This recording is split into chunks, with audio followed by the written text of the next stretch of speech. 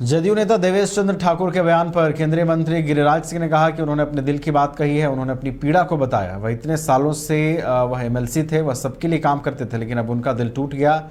गिरिराज सिंह ने कहा कि उन्हें भी मुसलमान वोट नहीं देते हैं, तो आखिर क्यों? केंद्र सरकार और राज्य सरकार की योजना हर तबके के लोगों के लिए।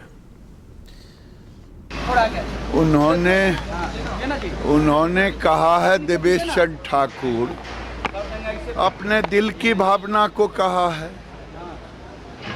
उनकी पीड़ा कह रहा, क्योंकि वो अपने घर में इतने सालों से वो एमएलसी थे।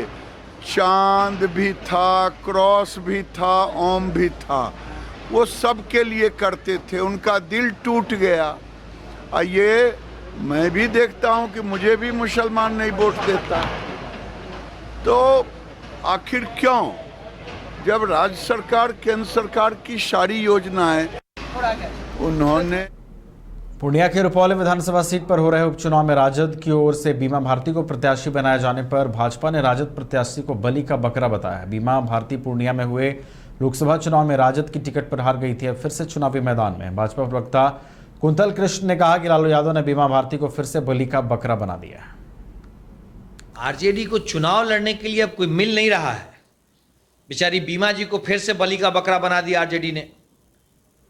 ये चुनाव भी बीमा भारती जी रिकॉर्ड वोटों से हारेंगी। एनडीए के कलाधर मंडल जी चुनाव तो जीत ही चुके हैं, सिर्फ सर्टिफिकेट लेना और चुनाव एक फॉर्मेलिटी मात्र रह गई है। आरजेडी से अब कोई नहीं लड़ना चाह रहा, क्योंकि डूबते जहाज में कोई सवारी नहीं करना चाहता है। बिहार के अररिया में उद्घाटन से पहले पुल के ढहने पर सियासत भी गर्मा गई है। केंद्रीय सड़क परिवहन मंत्री नितिन गडकरी ने कहा कि हम इस पुल को नहीं बना रहे थे। इसी बयान पर सियासत गर्मा गई है। आरजेडी विधायक रणविजय साहू ने कहा कि यह दुर्भाग्यपूर्ण है, जब जब सरकार बदलती है तब तब पुल ध्वस्त होता है। नितिन गडकरी का बयान दुर्भाग्यपूर्ण है। जब जब बिहार में एनडीए की सरकार बनती है तब तक बिहार में अमंगल हो जाता है। आज पूरे बिहार महाजंगल राज की चपेट में। एक दिन में 15 लोगों की हत्याएं हो रही हैं, और जो ठेकेदार हैं, बड़े बड़े लोग हैं, जो बड़े बड़े अपराधी हैं, बड़े बड़े जो माफिया हैं, किनका संरक्षण है? कौन लोग हैं वो? सत्ता में रहे लोग ही उनके द्वारा संरक्षण दिया जाता है। आज अररिया के पुल हो या बिहार के किसी भाग का जो भी कॉन्ट्रैक्टर है, इसकी जांच होनी चाहिए और लिपापोती होगा। फिर से माननीय मंत्री जी ने कहा कि जांच हो रही है, लिपापोती हो रहा है।